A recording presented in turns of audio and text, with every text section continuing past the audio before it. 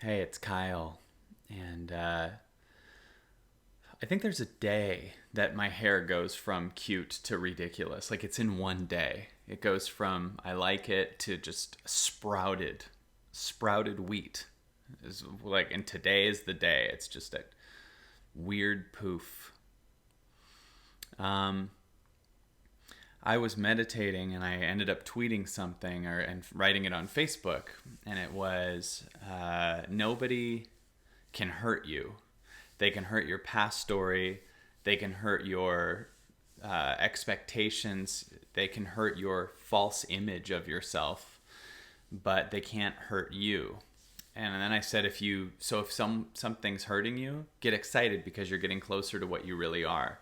And I got a lot of great comments on it, and a couple people asked me if I would elaborate on that. And so I thought I would. If you have an expectation, for instance, I'm going to be with this person forever. An expectation is different than an intention. If you have an intention to be with the person forever, that means you're going to aim for that, but you're not addicted to the results, meaning like you being with that person forever isn't your God. You getting that result of you and this person being forever isn't more important than what you are. An intention is different than an expectation. An intention is I'm aiming for that, but if it doesn't happen, I understand. It's not the end of my life. Okay.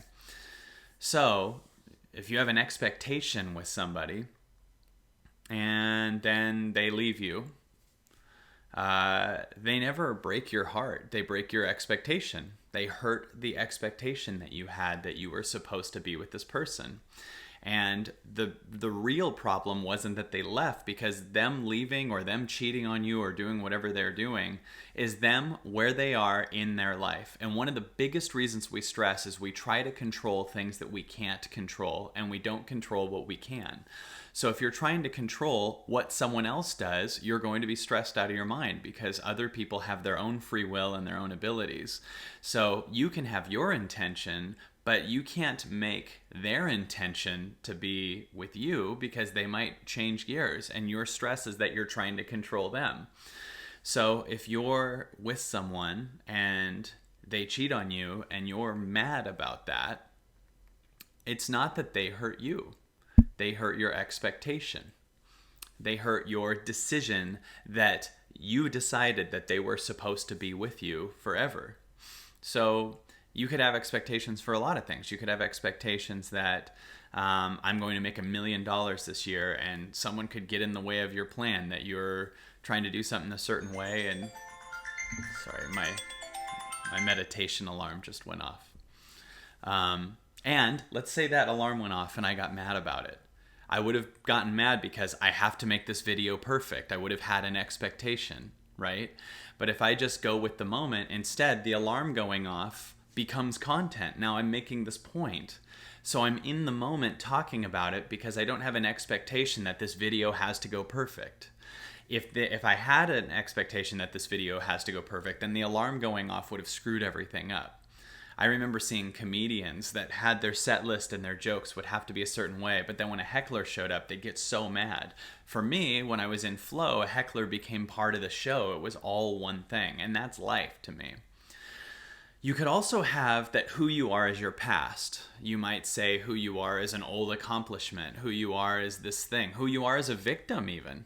You know, for instance, some people say, 20 years ago, this thing happened to me, and because of that, I can't do this thing. And someone might say, well, that's not who you are right now. And that could make you mad, because you're defending that who you are is your past. You think your identity is your past story. You are making your God, your soul, your universe, your heart, everything, this limited or achieving past identity. All of them, no matter how big it was still limited, because what you are in this moment is so much bigger. There's also the chance that you have a false identity going, meaning you're putting on a show to impress somebody because you're under the illusion that you're not complete unless you get love from that person. So if you put on a show and you say that it's got to be, this is who I am, and then someone calls you on your BS, First of all, you were already in lack because you were saying, I got to do this fake thing so I can get something. So you're already implying to yourself that you think that who you are is someone in lack.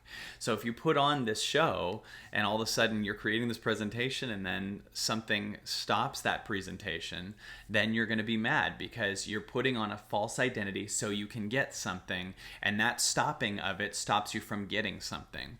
When you understand that all of these are different shields, different defense mechanisms, different protection mechanisms, your false past that you're living and saying who you are is this, you're achieving false identity that's trying to get something from people, or your expectation of your future, your plans, all this stuff.